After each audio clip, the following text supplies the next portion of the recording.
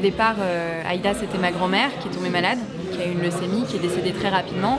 Et après son décès, on était un groupe d'amis à se dire qu'on avait très envie de s'engager pour plein de raisons. Donc on a contacté des associations en leur disant on a très envie de s'engager. Et on s'est rendu compte que quand on a moins de 18 ans, c'est très très compliqué de pouvoir le faire. Et en créant Aïda, on s'est dit que justement on allait pouvoir permettre à des jeunes de moins de 18 ans de le faire. Sauf que là, Rebelote nous a redit de repartir faire nos devoirs.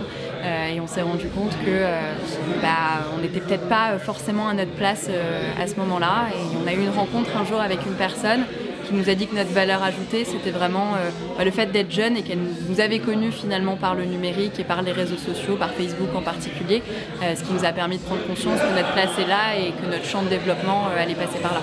Je pense que Montligeon nous a fait prendre conscience que il y avait un temps pour ce qu'on faisait, mais qu'en fait notre vie c'était comme une bouteille d'oxygène, c'est-à-dire que vous aidez les autres, donc votre bouteille d'oxygène diminue, mais qu'à un moment faut la refaire monter, et que pour nous, enfin en tout cas pour moi, et je sais que pour d'autres personnes dans l'équipe, c'est une façon de refaire monter cette bouteille d'oxygène.